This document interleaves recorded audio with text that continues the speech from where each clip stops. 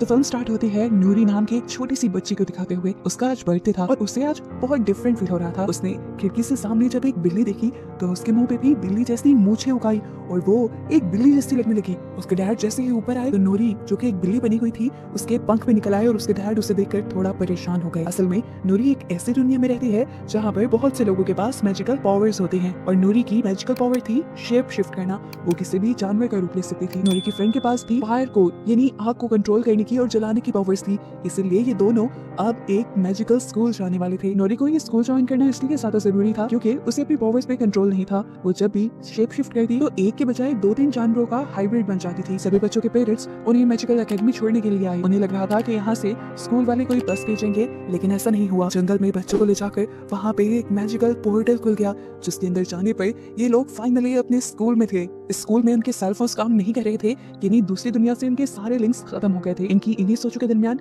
इनके सामने लिंडा आ जाती है इनको स्कूल का इंट्रोडक्शन देने के लिए। वो बताती है कि सभी बच्चों को 5 कैटेगरीज में डिवाइड किया जाएगा उनकी पावर्स के लिहाज से। पहला ग्रुप फसिस का था जो लोग जानवरों के साथ बातें कर सकते थे। दूसरा ग्रुप फ्लिकर्स था, ऐसे बच्चे अपनी टेलीकाइनेसिस पावर्स से कुछ भी अपनी तरफ खींच सकते हैं। तीसरे नंबर पर आते हैं फ्लेयर्स जो अपने हाथों से आग को जला भी सकते हैं और आग को कंट्रोल भी कर सकते हैं। चौथा ग्रुप था फ्लायर्स का जो हवा में उड़ सकते थे और लास्ट 5वां ग्रुप था फसर्स का जो किसी भी जानवर का रूप ले सकते थे। नूरी को लगा कि वो भी इसी ग्रुप में आएगी, लेकिन आगे क्या होगा किसी को नहीं पता। एक एक करके सब बच्चों की पावर्स को जांचा जाता है। सबसे पहले फ्लेयर्स का टेस्ट होता है जिन्हें 2 मीटर रखी हुई दूर कैंडल को हाथ से जलाना था। क्लिप नाम के एक लड़के ने ये काम काफी देर में किया और उसे एक कार्ड देकर ये लोग बाहर भेज देते हैं। दूसरे नंबर पे आया एट। वो अपने हाथ से आग के बजाय धुआं निकाल सकता था, इसलिए उसे भी कार्ड देकर बाहर भेज दिया गया। अब आ रही थी फाइनली नूरी की दोस्त राइना की, जिसने अपनी छोटी उंगली से ही वो कैंडल जला ली और उसे फ्लायर्स के ग्रुप में डाल दिया गया। दूसरे नंबर पर उन बच्चों का टेस्ट हुआ जो बच्चे जानवरों से बात कर सकते थे। वहाँ पे एक डॉगी था और बच्चों को इस डॉगी की सारी बातें समझनी थी। तीसरे टेस्ट में कुछ बच्चों को सामने बड़े गमले को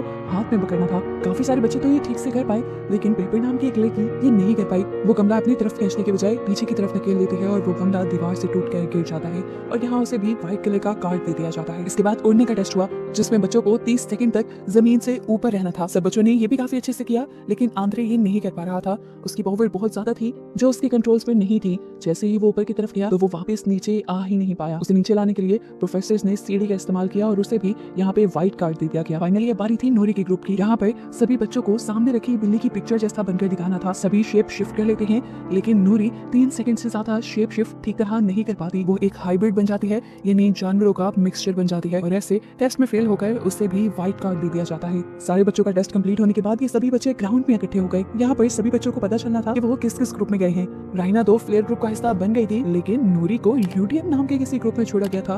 पर ऐसे किसी ग्रुप को तो प्रिंसिपल ने इनके साथ इंट्रोड्यूस करवाया ही नहीं था। नूरी ने जब ये सवाल किया तो प्रिंसिपल ने उसे यूडीएम का एक नया रास्ता दिखा दिया और बाकी सारे बच्चे अपने यूनिफॉर्म्स लेने के लिए कैंटीन चले गए। यूडीएम का हेडक्वार्टर जंगल में नीचे की तरफ था। यहाँ पर उसका वेलकम उसके प्रोफेसर बट कहते हैं और इन्हें पता चलता है कि ये लोग यहाँ पर कोई भी मैजिकल पावर नहीं सीखने वाले, क्योंकि इनकी पावर्स बेकार थी, तो इसलिए इन्हें आम बच्चों जैसा पढ़ाया जाना था तब तक के लिए जब तक कि अपनी मैजिकल पावर्स के बारे में भूल नहीं जाते।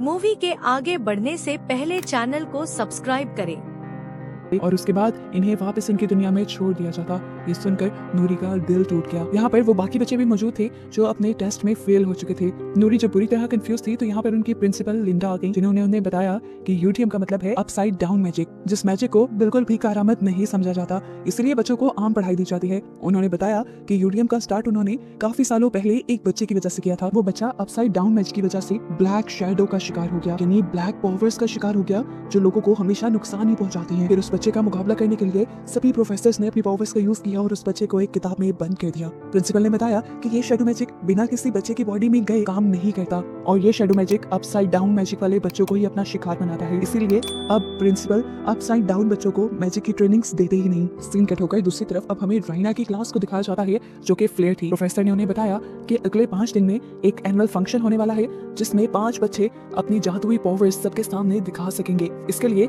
हर प्रोफेसर अपने ग्रुप में से 2 खास बच्चों को चुनने वाले थे, जिसके बाद उनमें से एक को एनुअल फंक्शन में परफॉर्म करना था। प्रोफेसर ने सबसे पहले राइना को अपनी पावर्स दिखाने को कहा। उसे अपनी आग की पावर्स से पॉपकॉर्न्स बनाने थे। पहले तो वो बहुत अच्छी कर रही थी, लेकिन जब पीछे से बच्चों ने उसका ध्यान भटकाया तो एकदम से पॉपकॉर्न्स उसके जल गए और उसे टीचर से भी डांट पड़ी। यहाँ दूसरी तरफ यूडीएम के बच्चों को उनके प्रोफेसर बट एक खास कैबिन में लेकर जाते हैं। बच्चों को लगा शायद उन्हें कोई जादू सीखने को मिलेगा, लेकिन वहाँ पे बहुत सारी झाड़ू थी, लेकिन ये झाड़ू जादुई नहीं थी। ये झाड़ू इन्हें दी गई थी पूरे स्कूल की सफाई करने के लिए। यूडीएम के बच्चों के साथ यहाँ ऐसा ही होता था।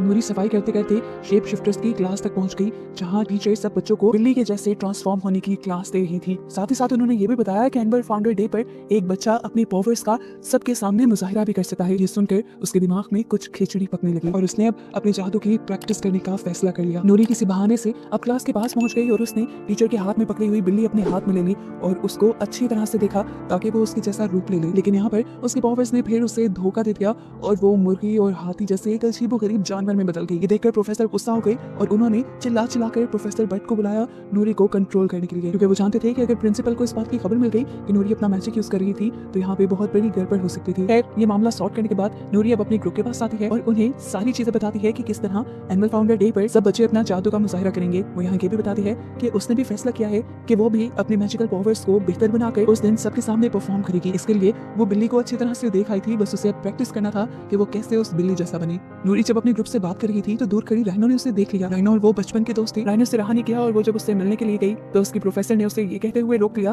कि एक पावर्स वाले बच्चे दूसरे मैजिकल पावर्स वाले ग्रुप से नहीं मिल सकते। खैर, अगले दिन राइनो के क्लास में हमें दिखाया गया कि प्रोफेसर ने राइनो की जगह फ्लिप नाम के एक बच्चे को अपने कंपटीशन के लिए सिलेक्ट कर लिया था, क्योंकि उसने पॉपकॉर्न्स बहुत ही अच्छे से बनाए थे। यहाँ राइना जब क्लास से वापस अपने रूम की तरफ जा रही थी तो उसे अपनी एक सीनियर मिली। वो उससे कहती है, मैंने तुम्हारी पावर्स देखी हैं, तुम्हारी पावर्स कमाल की हैं, अगर तुम इन्हें अच्छा और बेहतर बनाना चाहो तो मेरे पास कई तरीके हैं। राइनो उसकी बात नहीं सुनती, लेकिन खुद अच्छा जादूगर बनने के लिए वो रात तक भी लाइब्रेरी में बैठकर किताबें पढ़ती है। रात में जब वो किताब वापस रख रही थी तो एकदम से शेल्फ पे से ब्लैक कलर की किताब नीचे गिर गई, जिसे वो उठाकर वापस शेल्फ पे रखने लगी तो वो किताब जैसे दोबारा उसका पीछा करने लगी।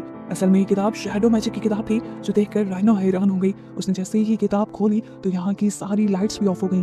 डरकर उसने किताब को वापस रख दिया और वो अपना सामान लेकर यहाँ से भाग निकली। लेकिन हमें दिखाया गया कि वो किताब उसका पीछा कर रही थी और उसके रूम में पहुंचने से पहले ही उसके बेड पे थी। दूसरी तरफ हमने देखा कि नूरी भी दिल जान से मैजिक की प्रैक्टिस कर रही थी, लेकिन 3 सेकंड से ज्यादा वो बिल्ली बन के नहीं रह पाती थी। यूडीएम के सारे बच्चे एक दूसरे के साथ काफी घुल मिल भी गए थे और जब अगले दिन राइनो ने ये देखा तो वो बहुत ज्यादा दुखी हो गई, क्योंकि उसे लगता था कि उसने अपनी बचपन की दोस्त नूरी को खो दिया है। उदास मन के साथ जैसे ही वो बेड पे बैठने लगी तो उसके बेड पे उसे वही किताब मिली, जिसे उठकर जब उसने देखा तो उसके सफ़े खुद ब खुद पलटने लगे और एक चैप्टर पे आके वो सफ़े पलटना बंद हो गए, जिसमें लिखा हुआ था अपनी ताकतों को कैसे उभारा जाए। राइना जैसे ही इस किताब को उठाकर पढ़ने लगी तो उसके चारों तरफ काले बादल मंडराने लगे और वो सारे काले बादल एकदम से उसकी बॉडी के अंदर चले गए।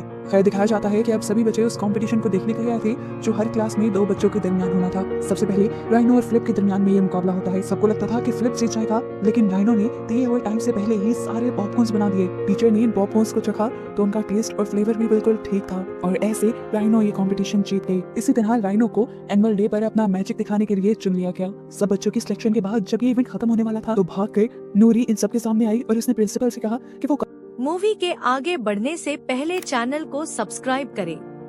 काफी दिन से अपने मैजिक की प्रैक्टिस कर रही है और उसे लगता है कि अब उसका मैजिक बेहतर हो गया है। उसे अपनी काबिलियत दिखाने का एक मौका दिया जाए। सारे प्रोफेसर्स मान जाते हैं और वो जल्दी से एक बिल्ली में बदल जाती है, लेकिन 3 सेकंड से ज्यादा वो अपने आप को ट्रांसफॉर्म ना रख सकी। उसकी पेट से पंख निकल आए और फिर वो एक बड़े जानवर में बदल गई। यानी उसकी पावर्स अभी भी उसके कंट्रोल में नहीं थी। राइनो ने जैसे ही अपने दोस्त को कंट्रोल करने के लिए अपनी पावर्स का इस्तेमाल किया तो हमें पता चला कि उसकी पावर्स भी कई गुना बढ़ चुकी हैं, जिन पर उसका कंट्रोल भी नहीं रहा। इस तरह उसकी पावर और उसकी आग से उसकी दोस्त भी मरने ही वाली थी, लेकिन किसी तरह वो अपनी असल हालत में आ गई और उससे बच गई। राइनो ने उससे माफी मांगी और नूरी ने उसे ये कहते हुए माफ भी कर दिया कि इसमें तुम्हारी कोई गलती नहीं। लेकिन यहाँ पर प्रिंसिपल लिंडा ने प्रोफेसर बट को बहुत डांटा, क्योंकि वो अपने बच्चों को कंट्रोल में नहीं रख रहे थे। यूडीएम के सारे बच्चे अपनी क्लास में आ गए और उदास हो गए, क्योंकि वो जानते थे कि अब कभी वो अपना मैजिक इस्तेमाल नहीं कर पाएंगे। आज तो प्रोफेसर बट को भी अपनी बेइज्जती का गुस्सा आया हुआ था। वो सारे बच्चों से कहते हैं, बस बहुत हो गया, अब हम ये तमाशा नहीं देखेंगे। यहाँ पर इन बच्चों को प्रोफेसर बट बताते हैं कि काफी साल पहले वो भी यूडीएम के ही स्टूडेंट थे और फिर उन्हें यूडीएम के लिए ही नौकरी दी गई। कभी उनको उनका जादू इस्तेमाल करने की इजाजत नहीं दी गई थी। उन्होंने अब ठान ली कि चाहे उनकी नौकरी रहे या ना रहे,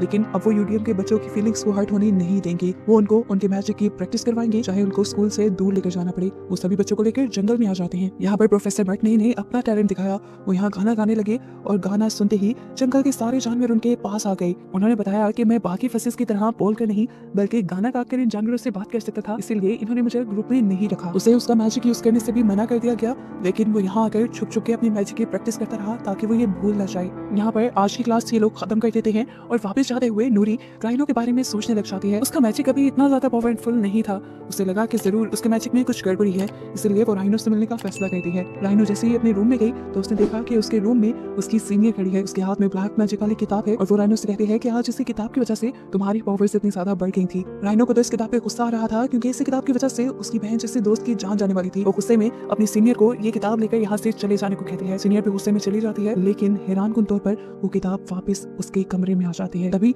उसके दरवाजे पे नॉक हुआ, उसने खोल कर देखा तो बाहर नूरी खड़ी थी जो उससे मिलने के लिए आई थी। उसे देखते ही राइनो ने गले लगा लिया, लेकिन उसने उसे कमरे के अंदर नहीं आने दिया क्योंकि अंदर वो शैडो मैजिक वाली किताब थी और अगर नूरी वो देख लेती तो उसका पर्दा फाश हो जाता, इसलिए राइनो उसे बाहर से बाहर भेज देती है। जहाँ अब अपसाइड डाउन के बच्चे भी मैजिक की प्रैक्टिस करने लगे। प्रोफेसर बट ने सबसे पहले आंद्रे की कमर पे एक पाइप बांधा और उसे उड़ने को कहा, लेकिन अभी भी उसकी पावर्स उसके कंट्रोल में नहीं थी, तो ये लोग पाइप के जरिए उसे नीचे खींच लेते हैं। रोज रोज की ट्रेनिंग के बाद कहीं ना कहीं उनके मैजिक में इम्प्रूवमेंट आ रही थी। ये नहीं, ये बच्चे और इनका मैजिक बेकार नहीं था, बस इनके मैजिक को स्पेशल अटेंशन की जरूरत थी। इन्हीं ट्रेनिंग के दौरान इन सारे बच्चों के दरमियान में बहुत अच्छी दोस्ती हो गई और ये लोग एक टीम की तरह एक साथ मिलकर भी अपने मैजिक यूज करने लगे। यहाँ पर वो बच्चा जिसके हाथ से आग के बजाय धुआं निकलता था, उसने अपने धुएं को शेप देना शुरू कर दी। वो बच्ची जो टेलीकाइनेसिस की मदद से चीजों को अपने पास नहीं अपने से दूर फेंक सकती थी, उसने सही डायरेक्शन में चीजों को दूर करना शुरू कर दिया। जबकि नूरी अपने आप को एक जानवर बनाए रखने के बजाय डिफरेंट जानवरों का हाइब्रिड बनाने की कोशिश में लग जाती है, जिसमें वो काफी अच्छे से परफॉर्म कर रही थी। यहाँ स्कूल के अंदर दिखाया जाता है कि सारे बच्चे एंजॉय कर रहे थे, लेकिन राइनो उदास थी। इस टाइम उसके पास चंद्रा आई, जिससे राइनो बात नहीं करना चाहती थी। वो उसे कहती है यहाँ से चली जाओ, लेकिन पता चलता है कि चंद्रा नामी इस लड़की ने भी वो ब्लैक मैजिक वाली किताब इस्तेमाल कर ली है, जिससे उसकी पावर्स बहुत ज्यादा बढ़ चुकी हैं। सारे बच्चे राइनो को किसी से बात करते हुए देखते हैं तो उससे पूछते हैं आखिर तुम किससे बात कर रही हो, जिससे उसे पता चलता है कि चंद्रा ने अपने आप को ब्लैक मैजिक की मदद से गायब कर लिया है और उसके अलावा कोई भी उसे देख नहीं पा रहा क्योंकि उसने भी ब्लैक मैजिक को अपने अंदर कर लिया था। खैर राइनो उससे बात नहीं करना चाहती थी, इसलिए उससे दूर भागने लगी, लेकिन चंद्रा फिर भी उसके सामने आ गई और उसने राइनो को समझाया कि तुम समझ नहीं पा रही, तुम्हारी ताकतों का अंदाजा शायद तुम्हें है ही नहीं, तुम्हारी ताकतें यहाँ किसी भी बच्चे से कई सौ गुना ज्यादा है। चंद्रा उसको बातें बताती रही, शैडो मैजिक के फायदे बताती रही और उसकी बातों में आकर राइनो ने अपने आप को शैडो मैजिक के हवाले कर दिया। अब रात में जब नूरी राइनो से मिलने के लिए आई तो राइनो की क्लास फेलोज ने उन्हें बताया कि राइनो किसी शैडो से बातें कर रही थी और ऐसे नूरी को समझ आ गया कि वो ब्लैक शैडो सिर्फ यूटीएम के बच्चों को नहीं बल्कि किसी भी बच्चे को अपना निशाना बना सकता है। यहाँ पर हमें राइनो का भयानक रूप दिखाया गया जो चंद्रा से कहता है कि जल्द ही ये पूरा स्कूल तबाह हो जाएगा। इस टाइम उसकी आंखें भी पूरी काली पड़ चुकी थी। नूरी इस टाइम उनके पीछे खड़ी थी, हालांकि राइनो ने उसे देखा नहीं था, लेकिन उसने फिर भी कहा कि नूरी अगर अपनी जान बचाना चाहती है तो वो यहाँ से भाग जाए। नूरी भी भागते हुए प्रोफेसर बट के पास आई और उन्हें सारा वाकया बताया। सभी बच्चों ने ये बात प्रिंसिपल को बताने का फैसला किया, लेकिन प्रोफेसर बट ने उन्हें रोक दिया, ये कहते हुए कि प्रिंसिपल कभी भी उनकी बात पे यकीन नहीं करेंगी। प्रोफेसर बट जानते थे कि वो पावर अगले दिन एनुअल फंक्शन पे जरूर हमला करेगी, इसलिए ये लोग यहाँ एक सीक्रेट प्लान बनाने लगे जो हमें अगले दिन दिखाया जाएगा। सभी बच्चे जब स्कूल के गार्डन में इकट्ठा थे तो प्रिंसिपल ने सबसे पहले राइनो को बुलाया अपने मैजिक को दिखाने के लिए। राइनो ने उठने के बजाय मूवी के आगे बढ़ने से पहले चैनल को सब्सक्राइब करें। अपनी जगह पर बैठे बैठे ही सबसे पहले आग से हवा में कुछ लिखकर सब लोगों का वेलकम किया, जिसके बाद वो स्टेज पे आ गई और उसने बताया कि उसने आज के लिए अपना खास मैजिक तैयार किया है। उसने अब अपने हाथ से आग का गोला बनाना शुरू किया जो देखते देखते बहुत ज्यादा बड़ा हो गया और साथ ही साथ राइना का शैडो भी पूरे के पूरे स्कूल पे हावी होने लगा। अब उस आग के गोले में से आवाज निकली जिसने कहा कि मैं काफी सालों के इंतजार के बाद वापस आ गया हूँ। आवाज सुनते ही सब लोग हड़बड़ा गए और सबसे ज्यादा प्रोफेसर लिंडा। जब सबको ये एहसास हो गया कि राइनो के अंदर वो ब्लैक पावर है तो यहाँ ब्लैक पावर भी सबके सामने आ गई। सब लोगों को अभी अंदाजा हो गया था कि shadow magic upside down magic वाले बच्चों को अपना शिकार नहीं बनाता बल्कि कोई भी बच्चा उसका शिकार बन सकता है। खैर फिलहाल इस ब्लैक शैडो को रोकने के लिए प्रोफेसर आर्गन और उसके सारे स्टूडेंट मिलकर एक बहुत बड़ा सा आग का गोला बनाते हैं, लेकिन इस ब्लैक शैडो को उससे कुछ भी नहीं होता। इसके बाद प्रिंसिपल के कहने पर बस के ग्रुप ने बहुत सारे जानवरों को बुलाया, लेकिन ये जानवर भी इस ब्लैक शैडो का कुछ नहीं कर सके। इसके बाद शेप शिफ्टर ने अपना रूप बदला तो वो लोग ऐसे जानवरों में बदले जो किसी भी मॉन्स्टर के साथ नहीं लड़ सकते थे। अब एंड पे यूडीएम के बच्चे सामने आए जो एक टीम की शक्ल में अपना जादू इस्तेमाल कर सकते थे। सबसे पहले एक बच्ची ने अपनी टेलीकाइनेसिस पावर की मदद से इस शैडो को यहाँ से दूर धकेलना शुरू किया। उसके बाद एलियट नाम के बच्चे ने अपने हाथ से निकलते धुएं से एक दीवार बना दी ताकि ये शैडो यहाँ के लोगों को देख ना पाए। फिर आंद्रे जो कि हवा में उड़ने की पावर रखता था वो भी हवा में उड़ गया ताकि वो इस शैडो का ध्यान भटका सके। और फाइनली एंड पे नूरी एक बहुत बड़े ड्रैगन में बदल गई जो उड़कर इस शैडो से लड़ सकता था। ये देखते हुए अब प्रोफेसर लिंडा ने भी इन लोगों की तरह टीम में काम करने को सब बच्चों को कहा और बोली कि सब बच्चे अपना मैजिक एक साथ उस शैडो पे इस्तेमाल करो, लेकिन नूरी ने सबको रोक दिया। सबको कहा कि वो यहाँ से दूर रहें क्योंकि वो चाहती थी कि इस शैडो के पीछे उसकी दोस्त है जिसकी जान वो बचाना चाहती है। अब नूरी इस ब्लैक शैडो को कुछ कहने लगी और एकदम से एक बड़े आग के गोले के साथ वो ब्लैक शैडो यहाँ से खत्म हो गया। असल में नूरी ने अपनी दोस्त राइनो की ताकत को जगाया था और राइनो ने ही अपनी आग की पावर से उस शैडो को खत्म कर दिया, जिसके बाद वो बेहोश हो गई। होश में आई तो सब लोग ये जान गए कि वो ब्लैक शैडो अब हमेशा हमेशा के लिए खत्म हो चुका है। यूडीएम के जिन बच्चों को प्रिंसिपल बेकार समझती थी, आज उन्हीं बच्चों ने उनकी इस अकेडमी को बचाया था, इसलिए उस दिन के बाद से ये सारा यूडीएम का प्रोग्राम खत्म कर दिया गया। ऐसे बच्चे जिनके पास डिफरेंट मैजिक था वो भी अपने मैजिक को इस्तेमाल करने लगे और प्रोफेसर बट को भी यहाँ पर कंप्लीट मैजिक का प्रोफेसर बना दिया गया। और बस इन्हीं सबको दिखाते हुए ये कहानी यहाँ खत्म हो गई। मूवी पसंद आई तो लाइक करे, कमेंट करे, चैनल को सब्सक्राइब करना ना भूले।